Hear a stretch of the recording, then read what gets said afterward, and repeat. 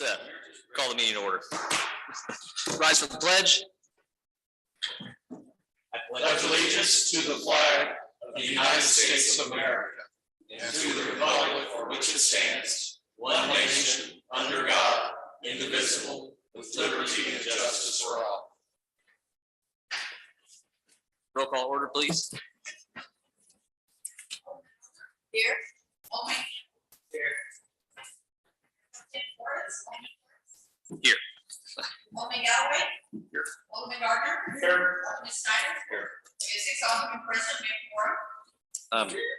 Has everybody had the opportunity to review the minutes for July 18th special meeting and July 18th regular meeting? If so, if there are any amendments or motions to approve? There are since the minutes. Second. Motion was made by Alderman Gardner, seconded by Alderman Campbell to approve the minutes for July 18th special meeting and July 18th regular meeting as written. All in favor? So ceremonial matters, scheduled visitors and guests. We have Rochelle Sabater from, is that right? From the Chamber of Commerce.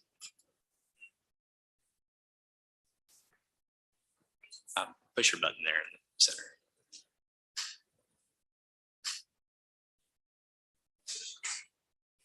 There we go. It goes, it's green. I'm Rachel Salveter. I'm the new president and CEO of the Ozark Chamber, and I'm told I'm here to give an update.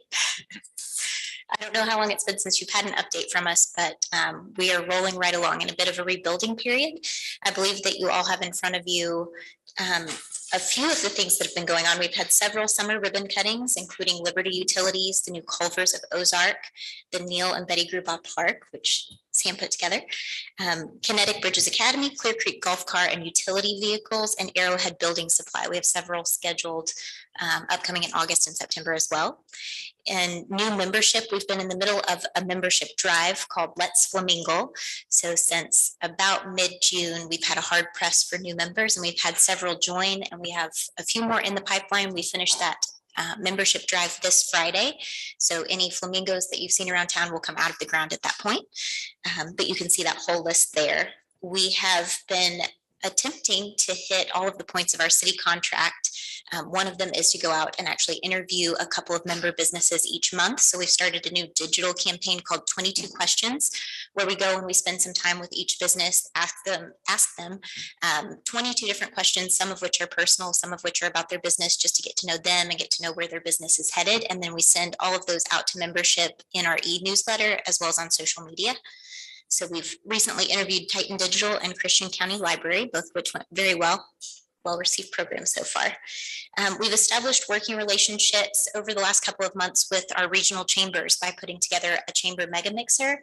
I see a few friendly faces, people that I know, a couple who I know were at the mega mixer, but we had representation from Springfield, Branson, Bolivar, Clover, Republic, Hollister, and Forsyth. Nixa at the last moment was not able to make it, but we are working with them on a couple of other projects, including Ozark Leads. So that's growing. And let's see, in July, we had several programs along with Let's Flamingo. We had First Friday Coffee at the Ozark Senior Center, a business after hours at US Baseball. I was not aware how lovely the inside of that facility was. It doesn't look like much from the outside, but inside, if you've not been there, is fantastic. So we hope to do a little more with them. We also just finished up Good Afternoon Ozark, which is transitioning into a new format, which will speak a little more to younger generation, young professionals. So that has transitioned to become Experience Ozark. And we just did one called Painting with a Twist. Was our first sold out Good Afternoon Ozark in quite some time. So we had a lot of fun with that last Thursday. Which leads me into some updates and additions. Good Afternoon Ozark, as I stated, is transitioning to become more experiential to allow for networking instead of just listening to someone like me stand up and talk the entire time. And we're seeing a great response to that. That's what our local businesses are asking for. Instead of having somebody speak at them, they'd like to get to know other people in the room. I don't blame them. So we've transitioned to do that once a month. And then in place of the traditional Good Afternoon Ozark and to take care of the state of the community need, we are adding a program called Inform Ozark. And we'll work with Partnership in Progress to put something on quarterly that informs membership and the public as to what's going on in the community, both from the city, the school district, Show Me Christian County, and from the Chamber's perspective. So we're excited there. The Ozark Christmas Parade registration has opened. We've decided on a theme and the board has signed off on it. So this year's theme will be an Ozark Idol Christmas. We'll be asking each entry to choose a song and an artist and to perform in the parade lineup.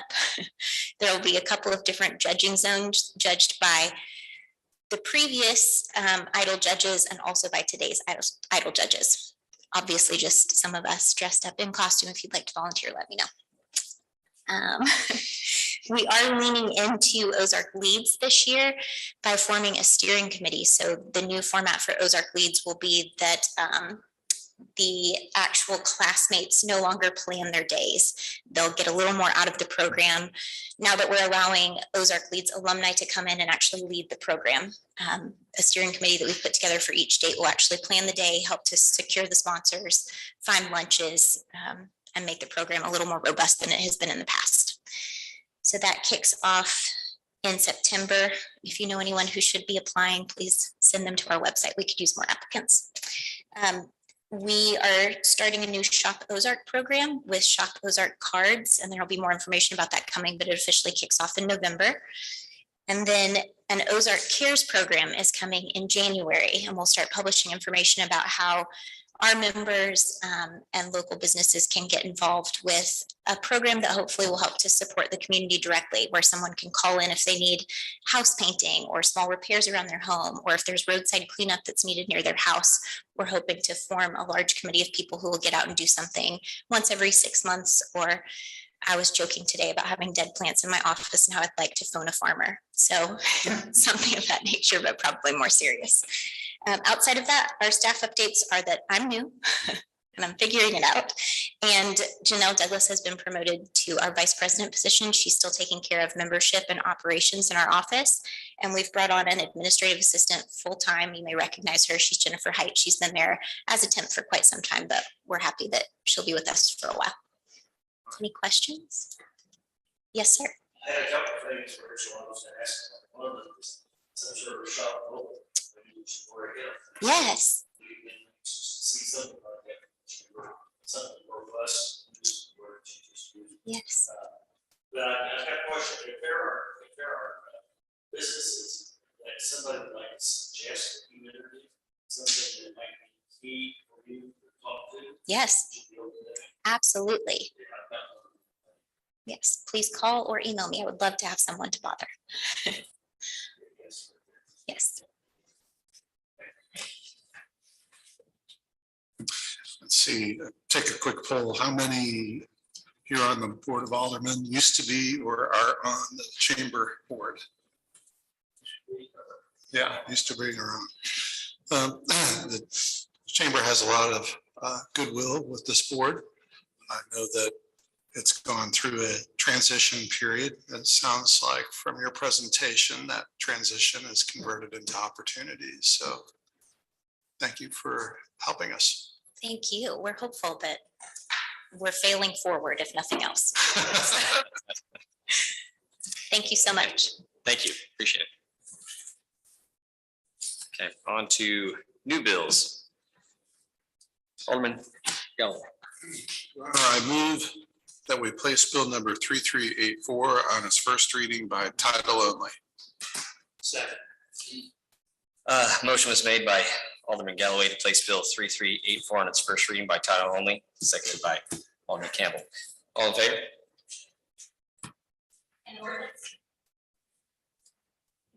An ordinance authorizing the city to enter into a contract with Audio Acoustics Incorporated for certain audio visual improvements. Sam. Thank you. This feels to me like it's been going on for years, which it kind of has since COVID happened. This kind of forced our hand. We started going to the OC and had audio visual needs. And then we got moved back here into person. And so it's time for this facility to be upgraded for sure.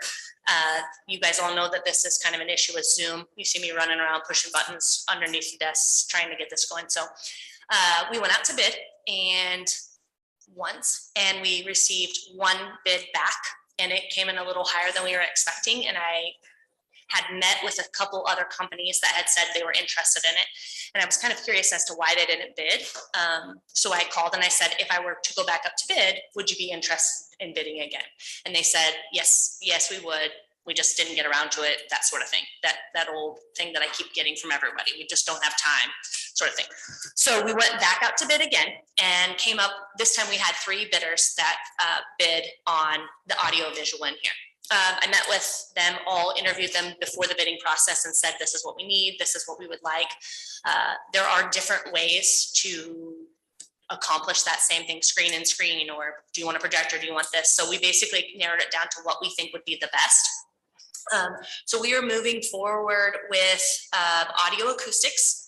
I will pull up the bid spec sheet. Sorry guys, doing 2 things. Oh, did I pass it? I think I might have passed it. Yes, it's right here. So audio acoustics came in, the middle bid, we had a low bid at 35 and we had a high bid at 85. Audio acoustics came in the middle. They seemed the most helpful. They had kind of aligned with what we were trying to do. So it's my recommendation that we move forward with audio acoustics as our audio visual upgrade. Any questions from the board? Mr. Campbell. Just because of the price difference. Why was, do you recall why that we did not go with the? Some of their equipment was a much lower, and I don't think it's gonna last us quite as long. The way that they wanted to do it, I didn't feel like they were supported, and it was also very far away. So in St. Louis, and so I'd rather not deal with an IT person when it doesn't work, and you're at 7 o'clock ready to go, and I didn't call St. Louis, and I'd rather have something that I can. Moving over. And what happens to the old system? Well, we're gonna try and use some of the things that we can, but I'll basically have a supply surplus over, and we'll have to surplus it out just like we would any other old equipment. A couple questions. Why the pit was 85,000? Do you know what the difference was? So much higher? It boils down to what equipment they're using. You know, you've got different levels. You've got good, better, best, and I think that's kind of the way that they were gonna go about it was different than maybe a little bit overkill than what we possibly needed.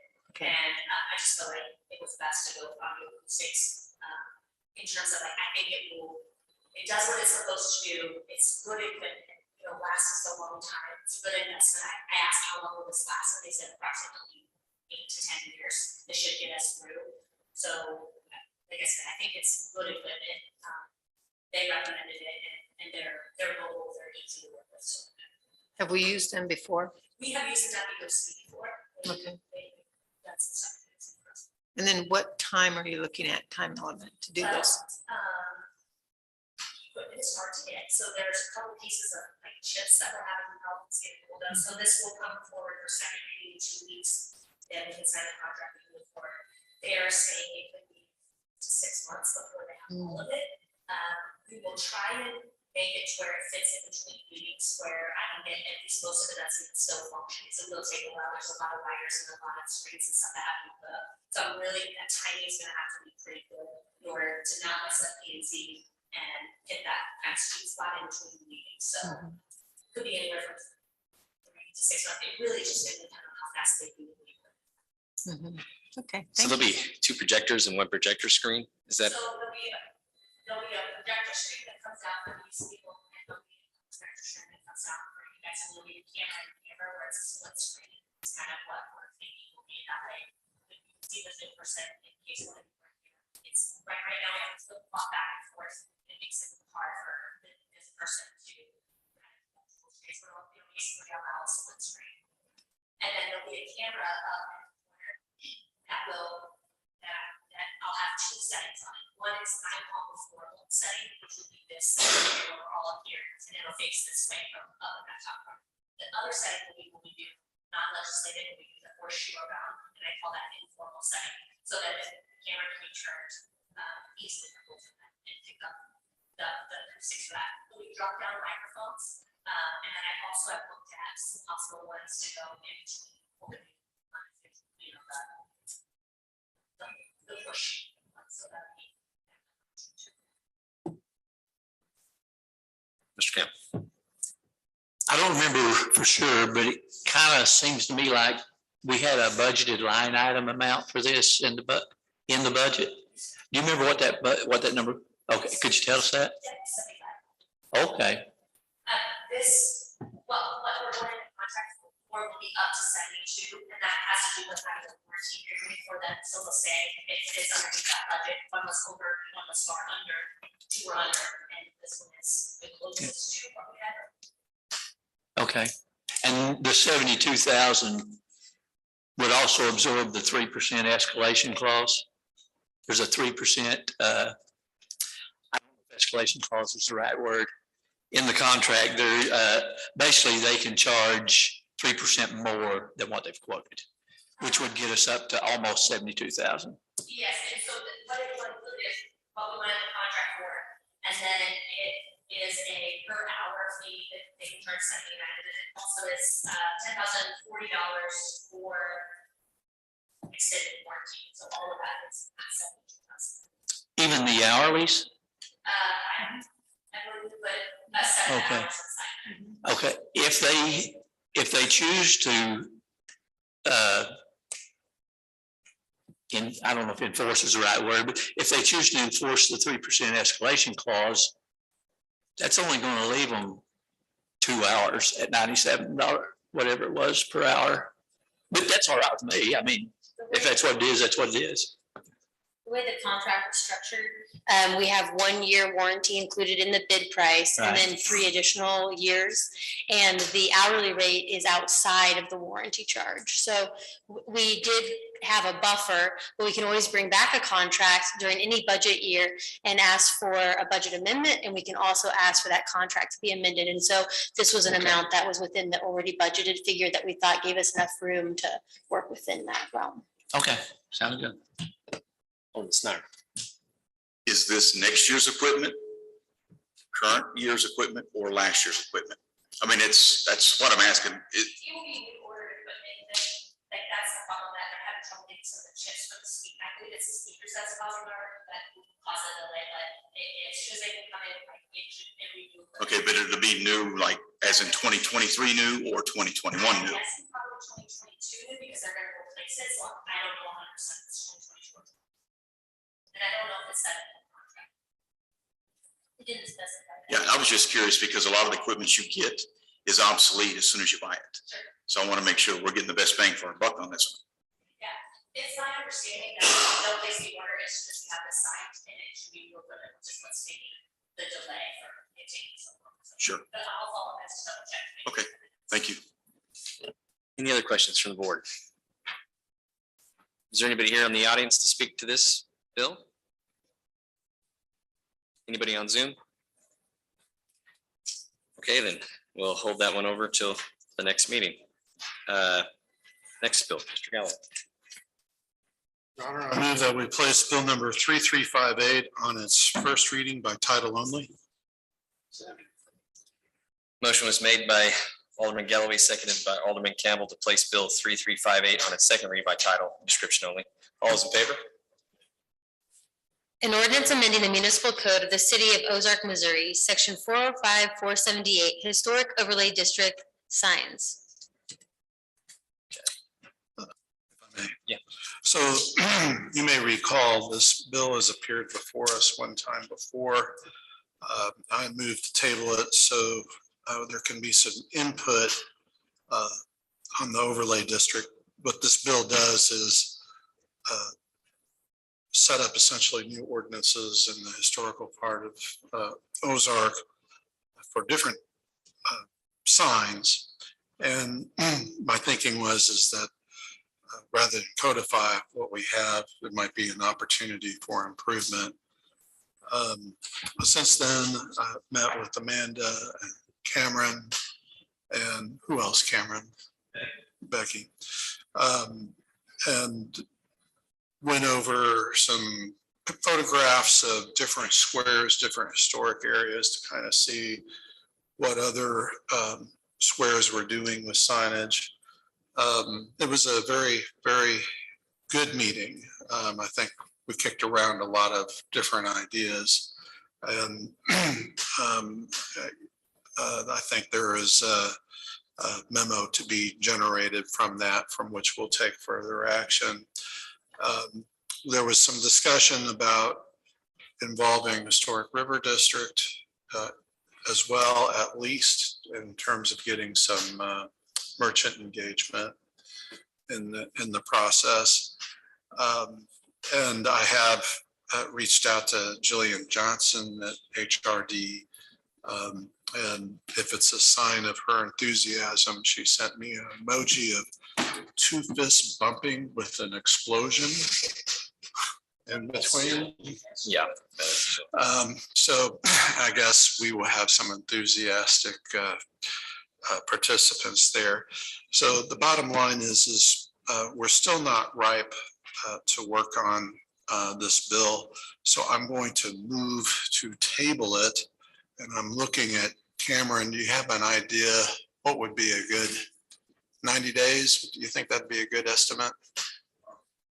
I've moved to table it about whatever meeting is 90 days away from us, give or take.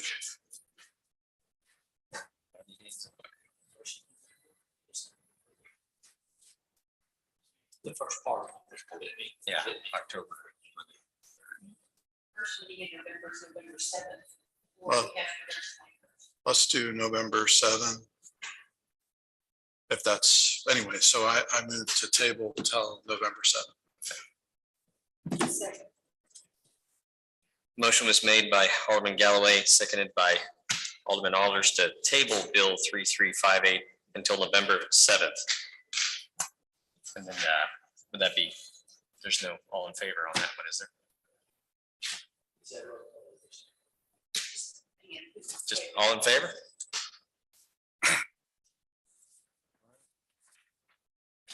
On to second readings, passage of bills. Alderman Gardner. I move that Bill 333 on second reading by title only. Motion was made by Alderman Gardner and seconded by Alderman Campbell to place Bill 3383 on its second reading by title and description only. All those in favor? An ordinance authorizing the city to enter into a contract addendum with Capital Paving and Construction LLC for certain street and sidewalk improvements. All right, any questions from the board regarding Bill 3383? Yes, sir. First, I want to say I don't want to embarrass our Public Works Director by asking some questions here, but I did not get in touch with him in time to ask some questions ahead of time. So I do have a question or two to ask of the Public Works Director. Yes, sir.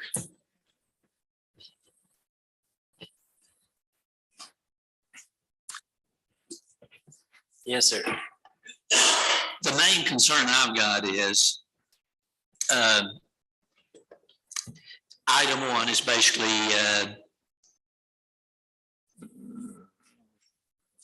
adjustments to the existing contract. Yes. Okay, which were, I assume, in the contract, they were unit priced already? Unit price in the original bid tabulation. Correct. Okay. But whenever we get to item 2, we've got a $60,000 add to the contract that was negotiated, and some of the items that were negotiated were also those same unit price items. My gut feeling is that we either need to write a new contract on this if we're going to ask for the pricing to be changed, or if we're going to stick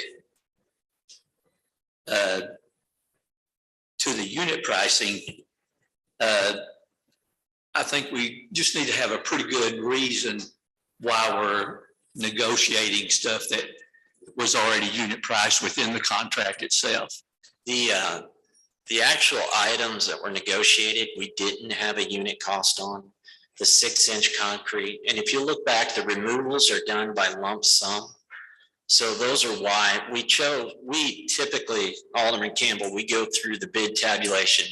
Remember, the fundamental bid that we're basing this off of is the 2021 bid. So everything that we've got unit cost on, we used. The one item that we didn't have, and the one item that we talked about, I believe back in our May breakfast meeting, was this parking lot out here. And we didn't have that reinforced concrete 6-inch for parking. You know, we've got a lot of 4-inch stuff because of the sidewalk and whatnot. Can I interrupt you on that one while you're on that subject though? I do. If you look at item D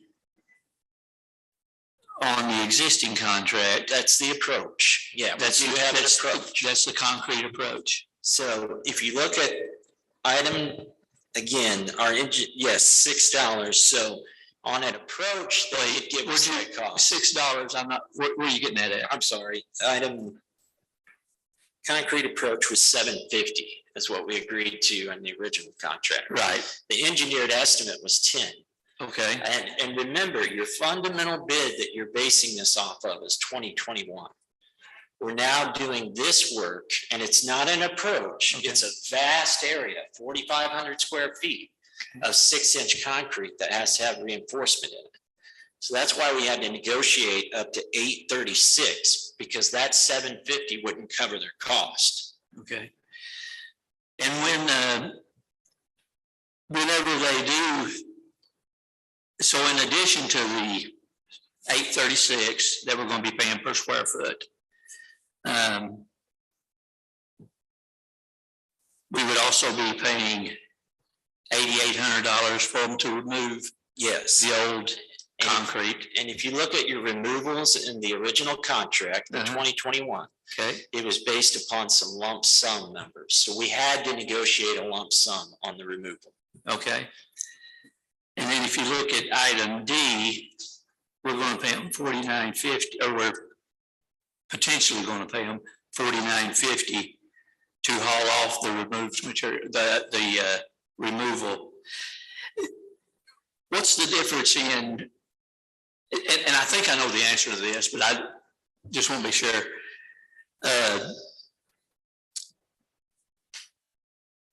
I'm going to say most of the time, demo and removal is one price, but whenever I'm not sure in my mind what removal and haul off is.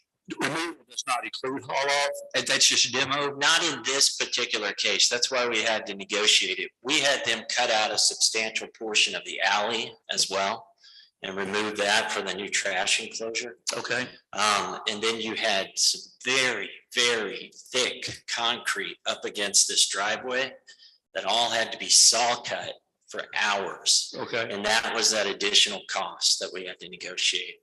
In fact, their saw wouldn't even cut it. They had to bring in another saw. But when they poured this driveway, well, you can see it right behind you there. That's in excess of 14 inches of concrete. And we had to get a clean cut so that would, bond appropriately with the new concrete, and it would look nice. We didn't want jagged edges and everything. So that's above and beyond, and that's why we had to negotiate. Okay. And the last thing on the 6-inch concrete, I think, is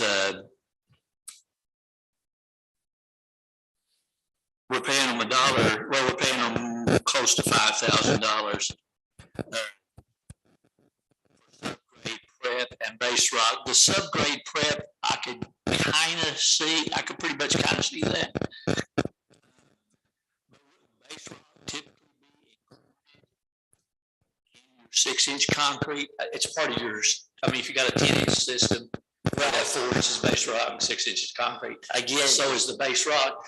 why are we adding base rock in there on top of that? So in this particular case, this was a different animal. And I don't know if you were here in May when we discussed this, because that's when Steve gave the ARPA presentation and we were going to use funds for ground maintenance and whatnot. This took on a life of its own. You had some areas that needed to be heavily excavated. Like I'm talking to the amounts of almost 20 inches. You had some areas that you had multiple layers of asphalt, you had some without. So the contractor came back and said, I'm getting into a mess here. Can we talk about this additional subgrade repair that we're going to have to do? Because we had certain items that we had to match grade on. We had to match grade on these set points that are around this pavilion out here. Mhm. And then you have a grease trap that's setting right behind Iguana Roja.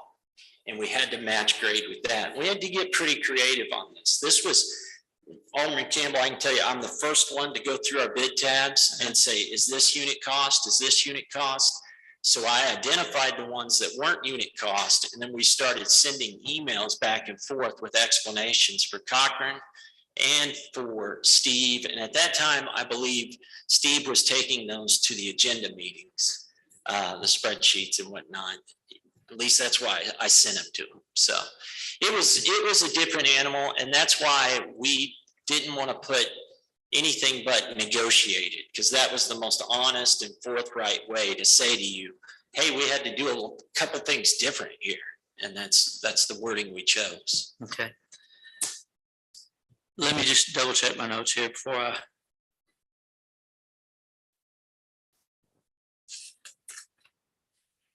Did we have a unit price number for additional concrete curb and gutter? Yes, and at that, so I've got my note here. Okay, In the 2021 bid packet, it was $25.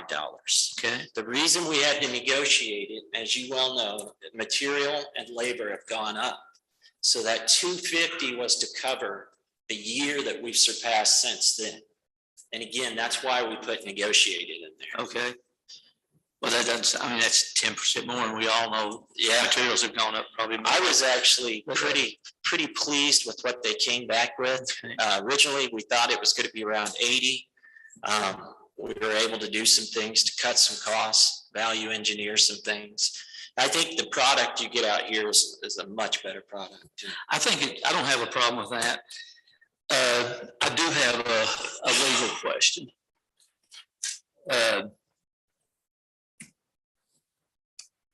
Being said, this is, I guess my really the deep problem that or consideration, I guess, maybe more than a problem. What's going through my mind is two things. One, if this had been its own contract, we would have been under the $75,000 number. It's a 60,000. It would be a $60,000 contract, which would not require prevailing wage. I don't think, but I could be wrong on that. And then I've got to follow up on that. I believe the prevailing wage threshold is 75,000. But we have an existing contract in place with them that we're acting upon. So the total contract is above $75,000. That I understand. So to follow up on where I'm going with this is, number one, if this had been its own contract, we would not be paying prevailing wage on it. The dollars would obviously be cheaper. Well, I would think they would be. You never know till you get your bids. Number two, I'm not sure if we're doing the right thing by having a contract, even though it's a 2021 contract, okay? But I'm not sure we're doing the right thing having a 2021 contract. But forget the year. I'm not sure we're doing the right thing having a contract. And then adding items to that contract. I guess the negotiated items. The negotiated items to me, I don't have a problem I don't think with negotiating stuff, you know, when there's a change order coming up. But I almost feel like we've got so much precedence on 2 or 3 of these items at least, that it just doesn't make sense to negotiate items when some of them are related to some unit cost items. And then in addition to that, I understand it was a tough job. I guess the biggest part I don't understand is why we're doing it as a change order to this contract and why we did not do it as its own contract. So when we brought this, Like you said, it's a totally different animal. It was not involved in all the other stuff. when we brought this change order originally to you all and kind of presented it within the ARPA funds, we were solely acting under the 2021. We were still in the process of doing the 2022 street bid packet. So this was the contract that we had to work off of. I understand that. So in my mind, there's 2 ways there was 2 options there. Do it like you did it, or make it its own contract. Yeah, and I understand what you're saying with its own contract. However, going to these conferences and listening to prevailing wage and some of the law, and obviously Amanda can speak to this so much more intelligently, but we have to be very leery about breaking projects up into phases or smaller pieces and still passing that $75,000 threshold. I think in this case, it was very clear. I mean, you yourself said this is its own animal.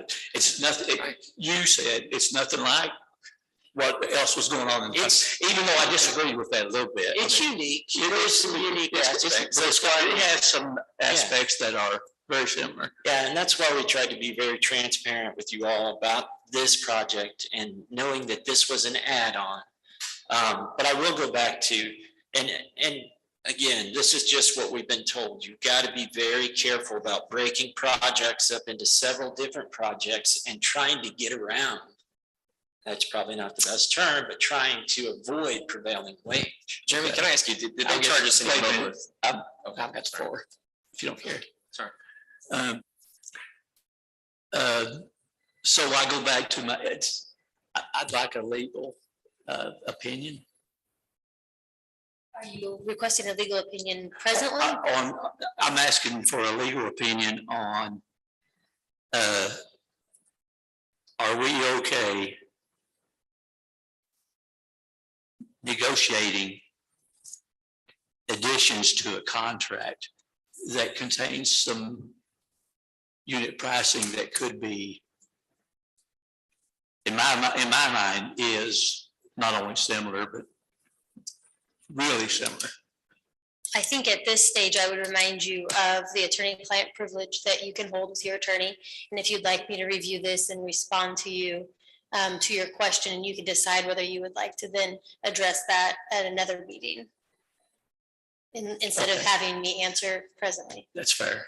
Yeah.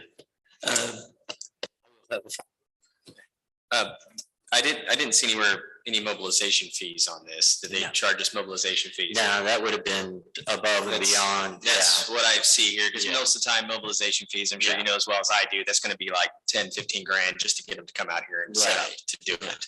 So I see that as being a giant savings here. On top of that, one thing that we have is obviously addendums to contracts. Doing change orders to contracts is a very typical part of construction. And you are right, you can't sit there and try to piecemeal everything out just so you don't fall over that prevailing wage threshold. And that is something that you have to be careful of, I would say. And most contractors aren't going to sit there and just come in and say, I'll do it for $74,000 and not have to do that. Yeah, especially for one like this. So I would say, would you find that most of this that we did was within an industry standard, the price per square foot, things like that would fall well into? Yeah. Okay. Absolutely. So, and that's really what I'm looking at here is I honestly think that it would have probably cost us more to have someone come out here specifically just to do this versus putting into someone who's already on site and not charge us mobilization fees and is giving us fair pricing. Yeah. Okay. Why don't you go ahead? It may affect what I want to say. Seriously. Oh, okay. this bill's on its second reading. What is the time frame that you need for this thing to be enacted? Yeah, honestly, this is a change order that we've been waiting on for a little while to make whole. They have not presented or have not submitted a pay app in quite some time so that we could get this in line.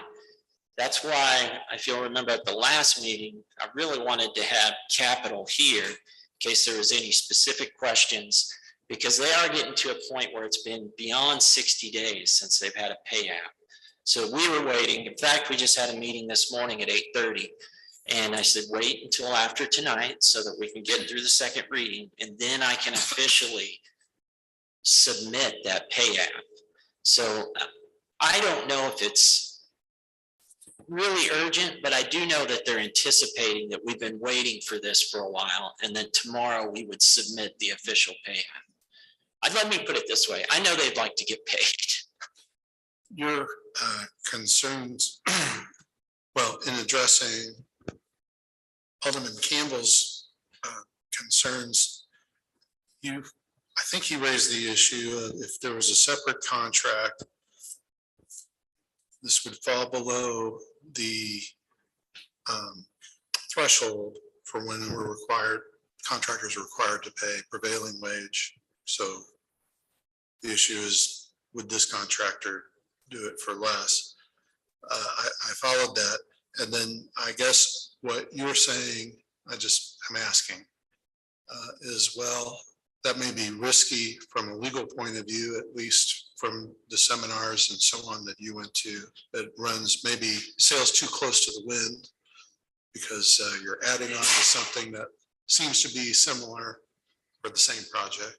Yes, when they were presenting the changes in the state statute with prevailing wage to us, one of the things that automatically came into our minds was, okay, we've got 75, we can do phase 1, 2, 3, 4, 5. And they immediately cautioned us against that this is not something that you're trying to work around.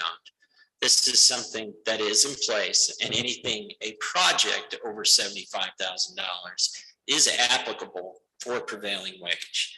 And that's not a legal opinion. I'm just telling you what we set through a conference with Dan Smith and Kirk Duranis at Springfield, and we all try to get on the same page when these new legislative items come out. I think that was in 2019, I believe. So it's been a while since I've been there, but that was a very adamant point that they made. So I guess what you're saying is best practice, Yes. regardless of the legal side of it, best practice is to avoid breaking it out into projects. That's your response. Exactly. The Alderman Flores was talking about mobilization fees. What is that? So typically when a project is bid, there's a certain upfront fee just to get all the equipment and all of the supplies and everything mobilized to that site. In this case, they were on the site, and we made sure that they didn't include that. We wouldn't have allowed that. But I've seen it before. You have too, I'm sure, where they try to throw mobilization in, because in the industry, that's one of those things that, that can make or break, and they can certainly put some of their profit into mobilization. And we tried to keep them right by the book, knowing that there was a few items that needed to be negotiated, but I feel like we went to the table with them and negotiated a good deal. All right, so then in moving forward, you're suggesting that we gain following best practice as far as not breaking it out into projects, and then we save how much money would a mobilization fee? I think Mr. Flores was thinking 10 to 15,000. Is that in the range? Well, just to give you an idea, the mobilization on this base bid was $160,000. Now, it would have been nowhere near that. We all know that, but they can be substantial. In this case, I think 15 is probably a good guess for a project that maybe a little high, but mobilization can be a significant number. I'm looking really for a range. 10, is that a fair number for? It depends on the size of the project and it's unique to every project. If I had to pick an average, I'd say between, you probably know this better than I do, probably 5% of the total project cost.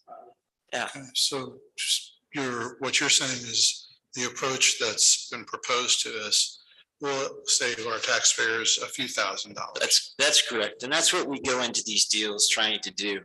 We understand, as we all do, inflation has hit us and that this was an add-on. But the change order process gives us the opportunity to A, go to the table, look at our unit cost, and B, if those don't line up with what the current market is telling us that price should be, we can negotiate that and then bring it to you all. That's all my questions. Alderman Gardner. Yeah, I respect Eddie's approach to this and being so cautious and looking at it in such a detailed way. But we've talked about this before, not specifically about these unit prices in item 1 and item 2, but I'm satisfied with Jeremy's explanation. So I would just kind of like to simplify this. I do not want a detailed legal opinion, okay? Because I'd prefer not to wait. But I would appreciate it if you could answer this one question. Are we doing things properly with the way that we're suggesting this? Do you have any reason to believe that we should change that? Can you answer that? I would base my response on the Director of Public Works explanation and your Cochrane Engineering that has prepared it for you. Those professionals review this information and prepare it, and I would concur that they have done a good job in that regard. Okay. That's what I wanted to hear. Thank you. Mr. Campbell. Well, first off, at 8%, the mobilization cost would be $4,800. But that's neither here nor there because I think you explained it very well, and I'm comfortable with it. Okay. I I appreciate it. I didn't mean to put you No. out there. Can I offer something though? Yeah. Alderman Campbell? We always meet with our liaison before every bill comes before you. And I'm offering, our door's always open. If you see something, by all means, we meet every Monday at 8:30. Oh, transparency is key to me, and I think it's key to the mayor and a lot of people on this board. So if you want to get down and see how the sausage is made, every Monday at 8:30. And then when we set up a meeting with, I'm sure Mr. Gardner wouldn't mind if we had an extra person at those meetings, because you do have a very solid background in this. And I respect your opinion on it.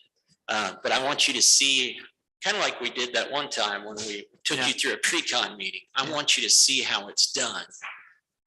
Because we take this very seriously in terms of the citizens' dollars and getting the biggest return on their investment. This is the biggest project we've ever done. Yeah. And we want to do it right. So. Thanks. Any other questions from the board? I'll entertain a motion. Move that we adopt Bill 3383 as ordinance 22-046.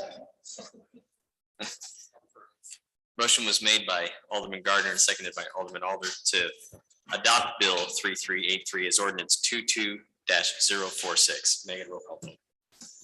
Alderman Snyder. Alderman Gardner. Aye. Alderman Alder. Alderman Campbell. Aye. Alderman Galloway. Alderman Flores. Aye. We have 6 aye votes. Motion carries.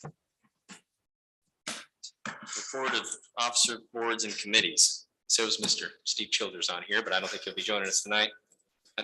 Anything, Sam? Nobody else? Okay. Well, Alderman, did you have something to say? Okay. Well, I guess that's it for the evening. So I'll entertain a motion. Second. All right. All those.